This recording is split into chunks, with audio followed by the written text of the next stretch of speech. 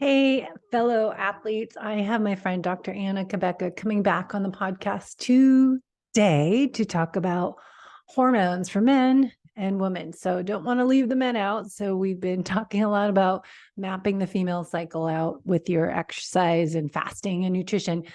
But I also want to make sure we give some attention to the men because I have a lot of endurance athletes that are male listeners and male clients that I want to help out as well. So we are going to talk about how to personalize our nutrition, as I love to dive into what to eat, when to eat, why, and how to improve the aging process, how to embrace the changes as we age for men and women to burn fat, but also build muscle and improve our future self. So we take ownership of our health now and not wait until we are ill or disabled.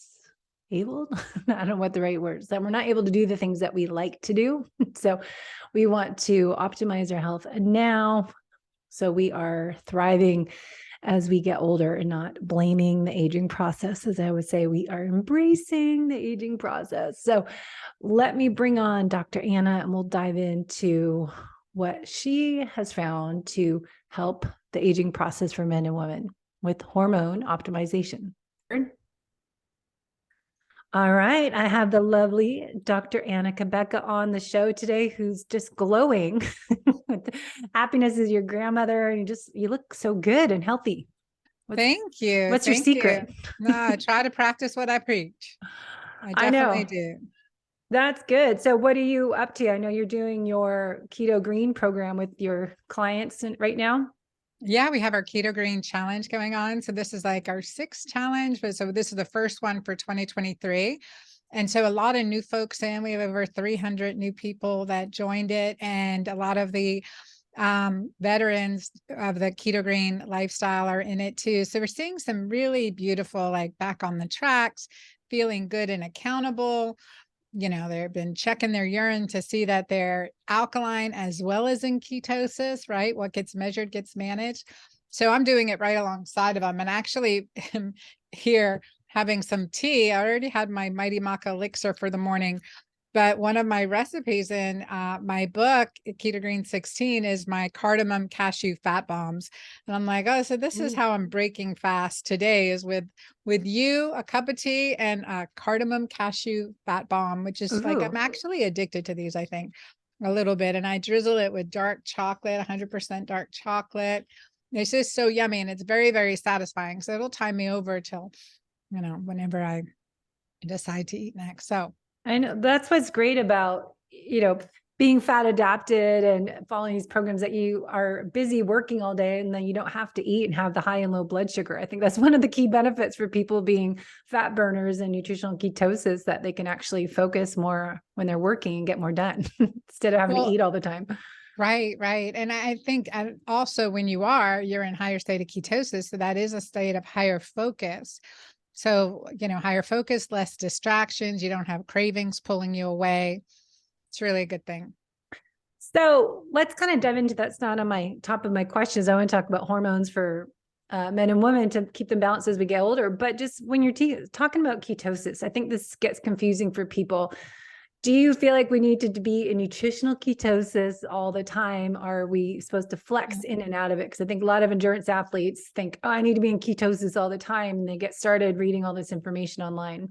We really have to bump in and out of it. And that metabolic flexibility is really important. And that's why I wrote my 3rd book, MenuPause, because 5 different 6-day menu plans. And one of them is a carb up plan, because often, especially my athletes and type A's, don't deviate. They're like, I don't want to deviate. This is it. This feels great.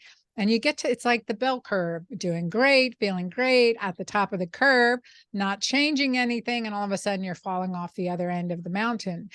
And that is what I've witnessed in my own practice of the Keto-Green lifestyle, as well as my clients, particularly my clients, because I'm a big glutton and I love feasting. I grew up with, my mom was a baker. My dad was a barbecuer, I just love food and wine and all these good things. So it was always 10% fasting, 80% Keto-Green, 10% feasting. But when I was doing extended fasting for too long, the 1 meal a day, that ended up like good, boom, not good at all. Yeah. Not good at all. I started gaining weight. My skin started breaking out.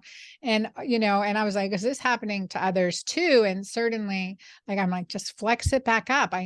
This works really well. And I think, people, different time zones, different circadian rhythms, but in general, I find, especially for women, breaking fast around 10 or 11 a.m. is ideal, and having dinner by 6 p.m., certainly before 7 p.m. But that's really by our design. This way our meals digested by the time we go to bed, so that our body can do its natural regenerative medicine, right? Versus, all our supplements and creams and pills that we want to put on when we're sleeping pills, etc. We want to, if we're digesting that evening meal or a big meal because of a OMAD type lifestyle or 23-hour fasting lifestyle, then your body's digesting that, right? And you're not giving your body a chance to repair. And so adding in days where you break fast, maybe break fast earlier, but and have your last meal earlier in the evening to allow your body that time to rest and digest. It really has some great elixir qualities to it. Good alchemy with that method. Yeah. And I think, go back to what you said about experimenting that N=1, of course, but OMAD, I was doing a lot, not even intentionally. I was doing it before it was called OMAD, one meal a day. That when you are just doing your fat coffee and teas and busy all day and you're in nutritional ketosis, so you have that brain focus. And then I wouldn't eat until, I look back at my schedule, I was eating a big meal at 4:00 in the afternoon after I already, as an athlete, was, lifting weights, and I would be teaching clients, and, I went swimming and I would run with the client, and I was doing too much and having that low energy availability. But I think that's part of it. And then the other part, I've learned so much more, as we all have with Dr. Gabrielle, about the protein information on there, and getting your protein in every 4 hours or so, getting that 30 to 50 grams. I realized, okay, do I want to do OMAD and just eat one meal a day and then, eat some fat and some protein liquid the rest of the time, and then not get my protein in? Or do I want to work on my aging body and really optimize that muscle growth and building back up when I'm breaking down from my cardio workouts? So it's really, change my mindset of, are we fasting too much? Am I doing too low of carbohydrates as an athlete and a female athlete? And am I not getting enough protein in to work on reversing that aging process? Yeah, I think people need to look at that. And that's why I love what you've shared. And we talked a year ago about when your book came out, MenuPause. And I think that is so brilliant. And I wanted to bring you back on to talk about, why we eat, when, how, and what to eat is so confusing for people. So, what I find is a lot of people are stressed out and they're trying to do really long fasting because that's what everyone's talking about these days on our podcast world and online. But when is something too much for someone? How do they know if they are not eating enough? Like you said, you experienced some backfire from doing too much OMAD. I think one of the biggest things is what I've, again, everyone, N of one, experiment on yourself, right? This is important. When do you know that it's maybe too hard on your body? And one of the things I have my community do is check ketones and pH. And when it's too hard on your body, you have a real hard time getting alkaline. And that means you, especially as women, again, men have 10 times as much testosterone as women, and that is an anabolic hormone. So they can fast longer, they can, eat shittier, they can do all those things because they have 10 times as much testosterone. Women, we can't get away with that. So we're always in a rebuilding, restoring, nurturing state, and we have to be in that state for ourselves. So that is, and with an alkaline urine pH. An alkaline urine pH is a biomarker of health. It has been shown to be related to low inflammation, low osteoporosis, critically important in our athletes who have low body weight, typically low estrogen, which sets them up for bone loss. So you really want to make sure that your urine pH is alkaline, and you know that you've been doing it too much, too long. When you're acidic and you can't, it takes you a lot to get alkaline, like you're drinking the baking soda to get alkaline. That means that your body's in an inflamed, acidic state. So we want to through nourishment, typically through alkalinizers and minerals and mineral salts and greens and, fermented foods and all of those good things, sprouts, and to increase your urine pH and get it up to that state. Because otherwise you're in a catabolic state, you're breaking down, you're actually working to decrease your mitochondrial function and your metabolism.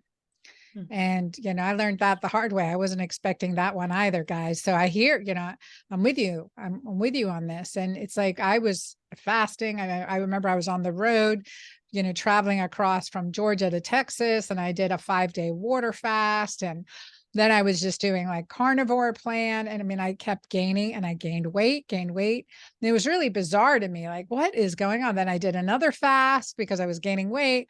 I didn't lose any weight. I lost 3 pounds in 5 days and gained it back. I mean, really, it was contrary to my prior success. I'm like, okay, let's go about this a little bit more holistically and naturally. Let's go back to the roots, check urine pH, check ketones, add in the greens, and stay clean. And so I think that was an important realization, because it doesn't make sense. But we know now calories in does not equal calories out, or calories out does not equal calories in.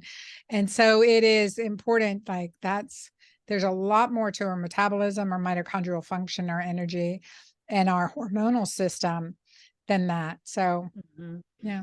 You remind me of what Catherine was talking about on the energy bits, how important they are with mitochondrial function, and just how I thought, it's such a good match with you two that doing that, being more alkaline, because I don't think we know if we're too acidic or not. So I think number one on my list here, step one, is test and not guess if you're too acidic, because people don't know. I think a lot of times people don't know if you are acidic enough. They don't know what it feels like. Even when I do people's full functional lab test assessment, they don't know how much better they could feel. So you just get used to this feeling of maybe chronic fatigue or slow recovery. And so finding, are you acidic, and are you, chronically aflame? Maybe just figuring out how to balance your pH by testing pH, testing ketones. And then you're saying being more green, which can be confusing, controversial as well, because everyone in the carnivore world is saying plants are toxic. Don't eat plants, just eat meat. So but they're gonna, it's just like when the keto world came out and said, pH doesn't matter, but now they're like, oh, you got to have these mineral salts. Don't forget your mineral salts. I'm sorry, those are alkalinizers, right? That's because across the cell membrane, you're balancing the positive and negative charge. So same thing in the keto world. So the carnivore world, especially again for women who are menopausal, postmenopausal. And I've heard from the carnivore community, it's like when things stopped working, I went keto-green and I lost 50 pounds, or whatever the situation may be, I feel so much better. And the key is that, it's like that again, why I wrote MenuPause. There is a 6-day plan in there that's carnivore. There's my Keto-Green Extreme, which follows the autoimmune paleo protocol.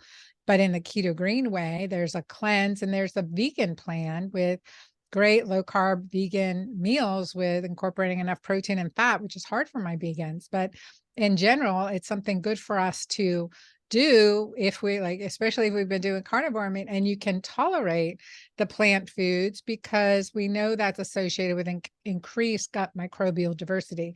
Many hear Dr. Perlmutter talk about this. I hear, leaders in the field talk about this. I mean, you've got to had the micronutrients by design. I mean, there are seasons for a reason. Maybe, the genetically adapted to the Siberian tundra, maybe that's a different genetic adaptation. I'm more of a Saharan adaptation, Middle Eastern adaptation.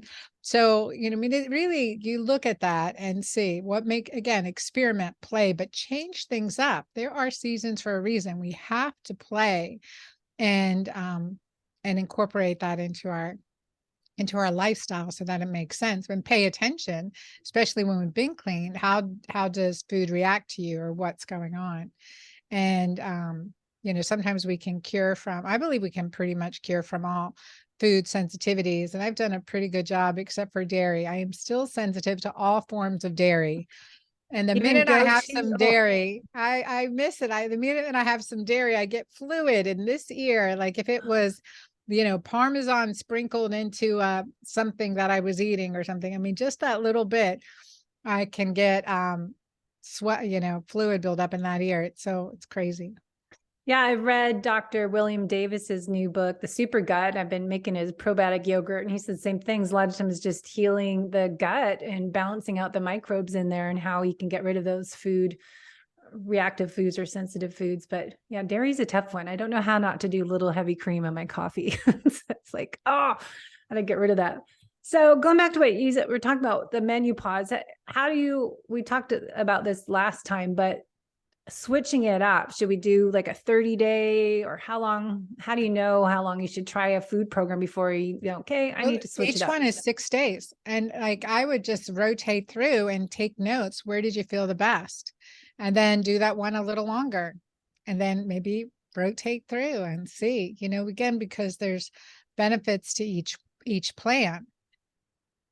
And then for females, we've talked a lot, Dr. Mindy and you and Cynthia, about mapping out the female cycle. And with your MenuPause, if you're female cycling, having your hormone follicular phase to luteal phase, ovulation, how do you match out your meal plans with your hormones? Yeah, I would say, definitely. I love that you are so into this too, with mapping out meal plans for the female cycle. It's really nice with MenuPause. They are the 6-day plans, and always you get like a 7th day, feast day, free day, whatever, depending. Don't eat your food allergies, but be playful with your food so you can change things up a little. But 6-day plan. So the first part of your cycle in the follicular phase, you can do Keto-Green Extreme, you can do the vegan plan, and you can do the carnivore plan. So those are the 3 that I really like during that phase. And you can also do the cleanse during that phase, during your cycle. Like when you're, even with when you're menstruating, you could, finish what I would call my carb up plan, and you finish that plan and then do a cleanse after. And that's a really nice time. But maybe you do that cleanse plan once a quarter, but not every month. So the first time you can do any of those first 3 plans. And then once you hit ovulation, again, you could continue with Keto-Green. Again, you could continue with any of those plans, but pre-menstrual in that luteal phase, you would want to do the carb up plan. So the last 6 days of your cycles, or 10 to, depending on what you're doing, but those last 6 days of your menstrual cycle. Yeah, I was trying ever since we were at KetoCon last year. I've been keeping track of everything and putting it into a map. And for my athletes, I use what's called Training Peaks to write out their workouts, but then putting in what to eat when and follow your meal plan for this week. Because I think it's same with the workouts. We don't want to do the same workout all month long for the cycling females and mix it up, and then mapping and matching your fueling with your training. So switching up those meal plans. And I think that's why I love your book and combining the information we're That's so gaining. awesome you're doing that. I didn't know you were doing that with your athletes. That is awesome. Yeah, let me know how they're doing and everything. I'd love to have feedback and see. Mostly, I'm working predominantly now and myself, because as of this last year, 2022, it became postmenopausal at 56 years old, when, I was, part of my story was at 39, I was diagnosed with early menopause and infertility. I'd gone through round after round after round of high injections, injectable fertility meds with no ovarian response, no results. And that was then diagnosed with early menopause and told the only option that I would have, but didn't even look good, was egg donation. And that was at 39 as an Emory University board trained OBGYN. And so my doctor's bag was empty, right? But as a result, and I took a sabbatical from my practice because I was devastated, and I just couldn't, life could not continue to be normal. I couldn't pretend that it was normal any longer. So I took a sabbatical, and as a result of that sabbatical and experiencing different cultures, different, medicinal foods, like, like that's how I created my MightyMaca Plus superfoods, all the superfoods from different countries, and mindset and soul work. And I would say the hand of God, right? The blessing and grace of God. I naturally reversed that early menopause and naturally conceived the child I was told I would never be able to have. So, powerful stuff, right? And so that from 39 to finally going through menopause at 56. I mean, that's a longevity maker. So the keto-green lifestyle is number one, great for fertility. We have many, many good babies and babies to prove it. And also say with MightyMaca Plus, we call them our MightyMaca babies because it's adaptogenic, it's supportive, it gets your body out of fight and flight. It helps support getting your body out of fight and flight. Let's say it that way. And so, like, again, it's this keto-green lifestyle. It's more than what we eat. It's when we eat, like what you're developing, planning that out, when we eat, with intermittent fasting, etc. And I like to say who we eat with, where we're eating. Are we feeling safe? Are we in good company? All of those things really do make a difference. Yeah, I always find it mindful eating versus mindless eating. And I think a lot of people, we get in the habit of eating in the car, driving to work or going to somewhere, and then we're eating at the desk while working, especially people working from home. You can drink tea, have your bite, but it's just making sure we're eating, chewing the food, tasting that wonderful flavors, that I feel like we're not in the present moment enough, and how to just be still and be quiet so you can enjoy that food and actually realize you just ate instead of move on to the next thing, get it over with. So true. So true. Yeah. So with going back to, eating for women, matching their menu plan and MenuPause recipes, week plans, 6 days with their cycle. What if you are a man? How can we know if a male athlete needs to change what he's eating, or should always do carnivore, or just saying, listen to your body, how you feel? Yeah. I mean, I think keto-green, is the basic that way. And it's, to describe what that is, like to give you a day in the life of keto-green or describe what it is, it's basically high quality, sufficient amounts of protein, good quality fats, and the low carb, staying under 40 grams of carb, ideally for guys. And for women too, like sometimes we have to get under 40 grams of carbs. Guys can go up higher in carbs and still get into ketosis. Women have a harder time, but then those carbs come from the, greens, like broccoli sprouts and fermented food like kimchi and sauerkraut and like arugula, and beet greens and things like that. But if you're, you really want to keep your body and your gut microbiome supported. And again, food that's organic and rich in minerals and free of chemicals and pesticides. And I know that's more challenging now, but it's critically important. Guys can do any time of the month. And so with MenuPause, they could rotate through each of the plans just alongside of their partner. So yeah, I think that'd be fun. And I think, looking for athletes, when to know if we've gone too low of carbohydrate. And I'm trying to help clients clear this up because, the standard is in low carb is 40, 50 grams a day. Are you doing net carbs? Is that total carbs? Total. Yeah. For athletes, some people can go a little higher if they're doing more anaerobic workout, and then timing that strategic carb timing of nature's carbs, getting the real food, as you're saying, that's going to feed the microbiome and support liver detoxification, are the carbs we want to choose to help with the workouts if we do more anaerobic. But I know a lot of people like myself, we got too low of carbs and not for feeling really hungry. So we didn't eat, even though we're working out at least once a day. So I think it's fine tuning it to the individual. If they are training a lot more and doing a lot more anaerobic training, might need to adjust those macros a little bit, but that's why I love, figure out your protein goal and then figure out the fat with that to fill your energy and mindset, and you feel full and satiated for hours and not have the cravings, and then figure out the carbs for the athlete gets complicated. I think we sometimes think that all carbs are bad, is what a lot of people start thinking when they listen to shows and social media.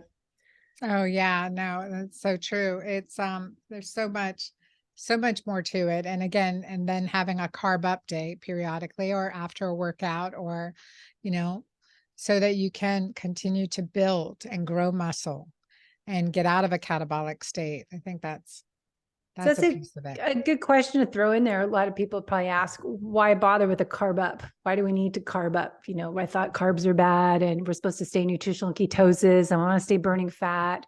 So what would you say to the person that's like, oh, I'm supposed to not eat any of that stuff. I'm only supposed to eat, eggs and bacon and steak every day. It's so, yeah, so you can sustain it for the long term. So you can support your body's metabolism and mitochondrial function. I think that's really important. When we talk about carb up, I'm not telling you to go eat a pizza. I'm like Yeah. maybe sweet potatoes and some good legumes, some of the higher carb legumes, the squashes, etc. I mean, you can do if you're, if you tolerate it, fine. I don't care if you do or not. I just want you to have that metabolic flexibility because what I found is that when we restrict too much, too long, that you become carb intolerant Mhm. and you can, you have some carbs and you bounce up the scale instead of where when you had them before, you could, have some and maintain your weight loss or maintain your weight. So there's a carb intolerance, and no one's really speaking about this yet, Debbie. So I don't know if you've seen it. I've Well, definitely seen it in my clients. Jay Feldman has really been speaking out about this, that it's about energy metabolism and really making sure you are able to metabolize fat and protein and carbohydrates. So it's not that you're eating the wrong foods, that if you have, weight gain and you have poor performance or brain fog, whatever, but it's more the why. Why are you not able to enjoy having berries and some honey and things like that? Like, why do I get a headache? It's more that those foods are not bad, but it's more what's not working in my body or my microbiome and my digestive processes to break those foods down. So find it more like, how do you know that you're broken or not? It's like, pay attention, learn. Yeah, check your urine pH. Yeah. Check your So, urine pH. but It's a that I think is biomarker, so and easy uric to acid do. levels too. Check urine uric acid and blood uric acid levels, because definitely also witness again, like the curious, right? The curious mind, but on my N of one, which usually it's an experiment with myself first or discovery based on my own issues, findings first, and then using my family and client base from there is typically my trajectory. So, for example, when I was doing carnivore and I was doing yoga like 6 a.m. every morning, hot yoga, infrared hot yoga down here I in remember that. Dallas, and then I was noticing that my left big toe was starting to hurt. I'm like, that is so weird. But I am the Mediterranean, body habitus. I am prone more than another with diabetes and heart disease on both sides of my family to make more uric acid than the average Joe. And so what I didn't realize that during that time I was making more uric acid, that the increase in uric acid decreased my metabolic flexibility and increased my weight gain.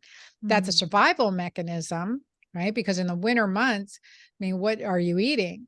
You're eating more of a, like, I don't know, whatever is out there in the middle of wherever, Sahara or tundra or,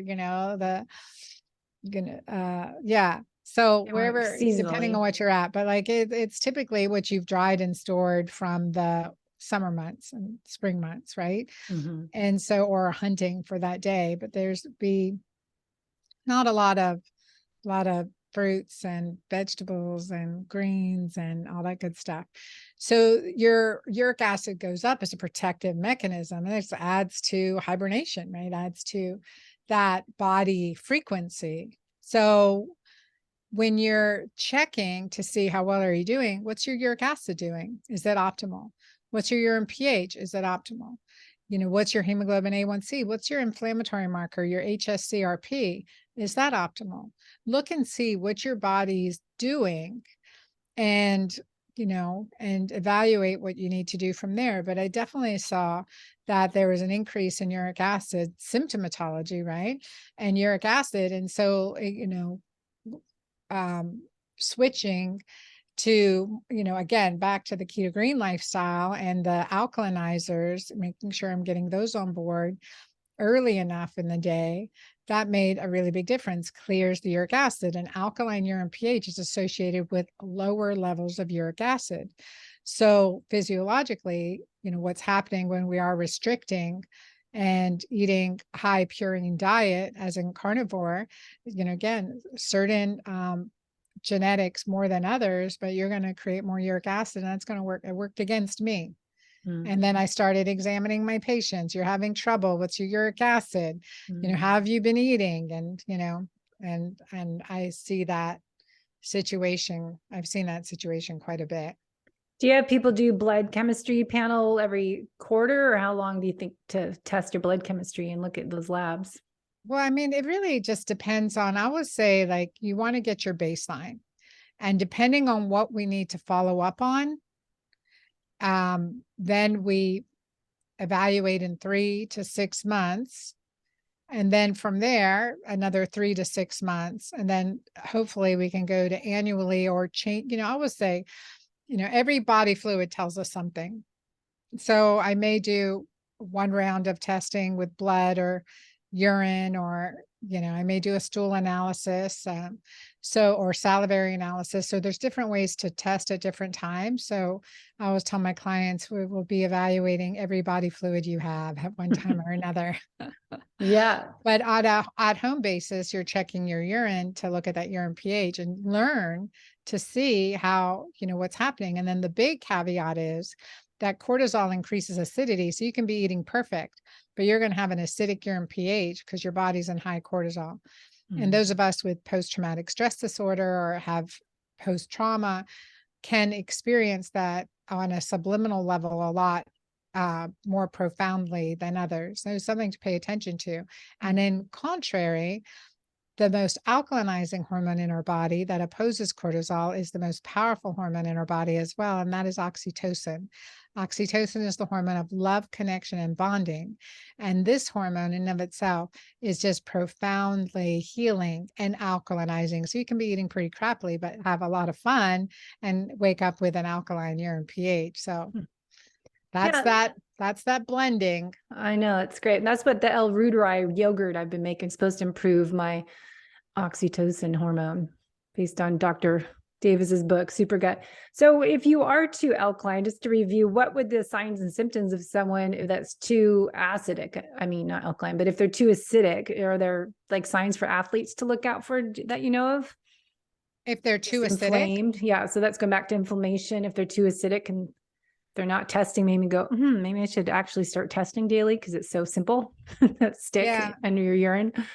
Yeah. I mean, like, I think in general, symptoms like dry hair, hair loss, brittle nails, dry eyes, things like that may associate,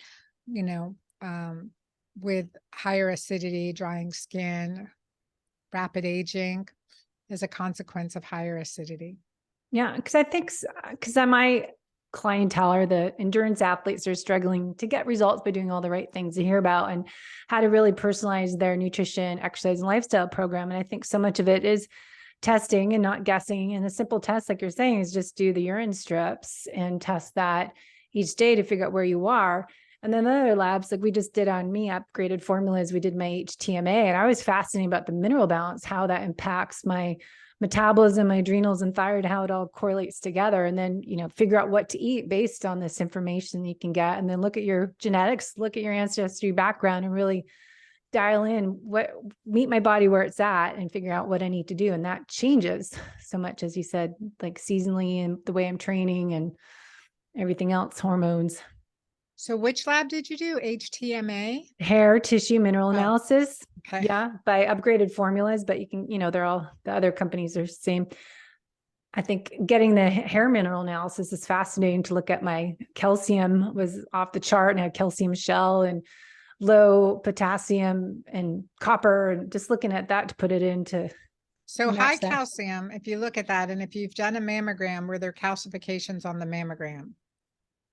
Yeah. So that's something to look at, because that is, high calcium deposition. That's also high vitamin D without enough vitamin K. And so you want to make sure that you're increasing your vitamin K to decrease that, increasing your omega-3s, especially you're in the sun, you're sweating a lot, that you look at your omega-3 DH, EPA to DHA level or DHA to EPA level, and just make sure that's optimal. That's a good positive score, because often I've seen that completely depleted, the omega-3 fatty acid ratio completely depleted in moms, especially if they've had 2 kids. So, I mean, and if they breastfeed, it even worse. But so supplementing with omegas, and that's why I always tell clients, if there's 2 supplements you leave my office with, it's an omega-3, clean omega-3, and MightyMaca Plus for the adrenals, the adaptogen, the detoxing. It has spirulina and chlorella in there, but I love energy bits to like dose up higher too, periodically as well. Love that. And what about for men with, low hormones and low libido? I think the MightyMaca would be beneficial for men, wouldn't it? The side effect is too high of a libido. Just a warning. A lot of athletes have 0 libido, so they could deal with that, I think. So we have Dr. Don Plants out of oh my gosh, Pasadena, California, and he he has been a big fan of MightyMaca, and I was like, well, how are you doing on that MightyMaca? He goes, I had to cut back to once a day. I was getting too out of control. Wow, that's good. And that's he's good energy. like late 60s, early 70s. It was just so cute. It was so awesome. I love that. Funny. Yeah, because I think a lot of men don't realize the importance for hormone balance, and that maca helps so much, and not just look at, getting doctor give you testosterone. It's more like, why are your hormones low? Work backwards and work on nutritional therapy type of tools to get food as medicine. So balancing out your hormones and your minerals and digestive functions, microbiome is so essential to health. Yeah. And so I'm reaching back here to just show you. So MightyMaca has been out since 2009. It's 30 MightyMaca Plus, 30 superfoods combined in this very adaptogenic. And studies that we had run and participated in, we saw a 70 to 200% increase in DHEA sulfate in the blood in 2 months, 2 months. So we can see this is the best thing for adrenals ever. And it's the adaptogenic blend that works better than any single, certainly ingredient by itself. And then we just encapsulated it. We had, we have it in capsules, the energized capsules and the menopause supplement capsules. So because we know that it helps with hot flashes, mood swings, etc. And we know that it helps with energy, libido, and strength. So it's a, MightyMaca Plus in these 2 capsules. And that helps, I think, people balance their hormones without taking hormones directly, right? You find that because so many people, they get all these hormones given by their doctor. I just have a client, her naturopath she's on every hormone supplement. It's like, wait, are you working on taking maca and, MightyMaca each day? Why are you taking all these hormone supplements? Well, plus it takes more than hormones to fix our hormones. And I learned this firsthand as a hormone expert. Right? Like my hormones were dialed in, but I was crazy, right? Stressed, depressed, and my hormones were a mess. And I'm like, okay, there's more to it. And that's why I created the Keto-Green lifestyle. That's why I created MightyMaca. I didn't ever intended to write books or create programs. I mean, I was OBGYN just wanting to help my patient, but I didn't have what I needed to help me or my patients. I had to create it. And I think that's I want to convert how women's health is approached in America. I mean, certainly there's, we have a lot of room for improvement, but the pharma-based insurance mafiosa base of current standard medical care in America, it's abhorrent. It's abhorrent. It's insulting. And it definitely does not honor our body's innate capacity to heal itself, to be empowered, to be, to honor the intelligent design. And I learned this the hard way. I lost, some really important people along the way, and to learn all this. So, or as a result, I've learned all this. And I'm just taking 3 of the capsules now. But I like people to prefer to take the powder and mix it into your smoothies, make a shot, drink it regularly once or twice a day. And, but it's nice to have capsules. I have to admit it down here when I'm sipping my tea and I need a little extra, something. I know, right? So that helps with gut health too, and stress adaptogens to deal with daily stress, because everyone's chronically stressed. They have hidden stressors and their life is busy. And so they have external stress, but a lot of people aren't supporting their microbiome or their liver. So just find everything is disarrayed. And people don't want to take 20 different supplements. I'd rather have some all in one. Give me a shot of this and deal with it that way. Yeah. Yeah. And so that's the benefit of MightyMaca. It is 30 superfoods combined. Again, we have, since 2009 been used it in clinical practices, and it's in clinical practices around the world. It's one of the most highly recommended physician formulas. So, and I'm very humbled by that. I never intended it. My mess became my message. And I love creating natural solutions to knock off some of those prescriptions that are being prescribed, right? Yeah, let's make some healthy substitutions here. Yeah. And I think it's really powerful. And Deb, I'll share with you, because you have a mixed audience, male and female, that are listening, just the story of my father. Like, first I lost my mom when she was 67. And I committed, because she died as a consequence of heart disease and complication of diabetes, underwent surgery, never came out of it. And I swore to her at that time, I was a resident at Emory, I said, I need to understand what happened here. I'm not going to let anyone suffer like you. But lo and behold, I was following down that path 10 years later. And so she passed away in, 2007. So it's been a long, many lessons learned. Wow. And then when my dad was 71, so a few years after my mom had passed, and I'd been deep into the research and functional medicine and figuring, she passed in 1997, because in 2005, my dad was 71, and I'd already dug deep into functional medicine and everything. And he was 71. Oh, no, sorry. He was 79. He was 79. I'm trying to remember his years. He retired at 71. My dad was a go-getter. He's 79, and he flew in from Philadelphia to Georgia to visit with us. And he had to take the wheelchair in the plane. And he said he got short of breath every few steps that he was walking. And he was sitting on the couch watching, was it the 3 Men and a Baby? I don't know what he was. I remember this was watching that show, and 2.5 Men. He was watching 2.5 Men. He loved that show. Just to give you perspective, my dad was born in 1926. He went into World War II at 17 years old. He was a naval attaché, spoke 4 languages. He could get anyone drunk and make them talk. That was his gifting. And so dad to be, cranky, bitter, agitated, and just sitting and watching TV all day, I was like, Dad, what's going on? And he said, Anna, I just don't feel good. To be honest, I just don't feel good. I said, you want me to call your doctor? And, I knew his doctor because he had taken care of my mom too. And for many years, he was my parents' cardiologist. And so I called him up. I said, hey, Doc, Dad's not feeling good. He has A, B, and C symptoms. And what do you think we should do? And he said, you know what, Anna, your dad's 79 years old. He's lived a good life. And that's what he said. He said, your dad's 79. He's lived a good life. That's it. And I'm like, and I waited for him to say something else. I said, okay. I said, well, Doc, I'm a OBGYN, but do you mind if I intervene a little bit? Maybe I can help him change some things up. And he goes, yeah, just let me know what you do. And I'm like, okay. Dad, I go back to the room. Dad's still watching 2.5 Men. I'm like, Dad, are you done living? And he's like, I'd like to see 80. I said, well, your doctor's done with you. And I said, if you want, let me help you. And he goes, and I'll do anything you say. I don't like how I'm feeling.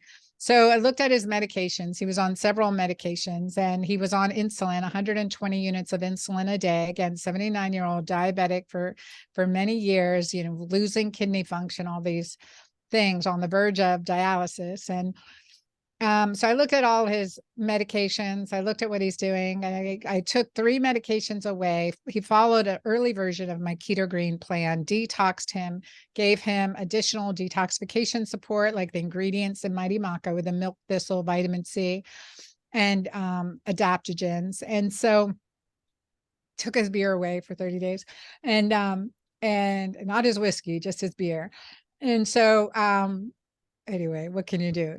And so he did everything I said in 30 days, Debbie, in 30 days, He lost 30 pounds in 30 days. He went from sitting on the couch to getting out on the tennis court with the kids. And he went down from 120 units of insulin a day to 20 units of insulin a day. That's it. Great. That's Amazing. it. And he staved off dialysis for another decade. And not only did he see his 80th birthday, his 85th, we celebrated on a cruise in Alaska, and he gambled the night and did everything, right? He lived life.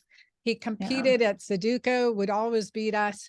And he lived to 91 good years, 91 good years. So 12 more years than when his doctor was writing him off. And he stayed off those medications until the last 18 months of his life. So, wow, that's a huge success story. Yeah, I know. Yeah, it was with supplements, and it was with some testosterone. I mean, it's like these things, if we can reduce the pharma impacting our body in multiple ways with no two drugs studied together long-term, we shouldn't be doing that to ourselves. Yeah. The, exception is with our bioidentical replenishment. Like I like to say bioidentical replenishment versus replacement. I don't want to suppress our body's own natural production of anything. That's why the adaptogens are important. That's why I create the system to help support your body to make its own what it needs, get rid of the bad stuff, the endocrine disruptors, the toxins, and metabolize them well, and rebuild as you need to, and replenish with additional as needed. Yeah, it's so Makes powerful. sense, right? Yeah, it's so powerful. And I know, we got to go because you have to get to the next appointment. But that's part of my motivations. My dad passed last June, and he has heart, kidney, and cancer doctor all giving him medications, and none of them communicated. And I swear the hospital he was in there 2 weeks and just died because they didn't care. And they just let them wilt away like, oh, you're 80, we don't need to fix you. But I think that's why I'm empowered to teach people, do what you can do now to improve your future self. And I'm very passionate about that, because where you are 50, 60 years old, you can control, your destiny in a way of how you want to be showing up to life when you're 70, 80, 90 years old. And I think we need to take ownership of that now and not wait until you are in the hospital and given all those meds. I think it's so important to take ownership of our health. Self-care is self-love, as I say. So thank you for sharing your story and your passion. Self-love is your highest frequency. Yeah. Yeah. Get the oxytocin. Oxytocin goes up, cortisol goes down, and we have too much of the cortisol going up all the time chronically. So thank you so much. We'll put all the links in the show notes so people can learn about your books and the products, and the MightyMaca, I think, is something that we all could benefit from. So thanks for sharing your story and continue to make a difference in the world. You are very welcome. Thanks for having me. Thanks, everyone.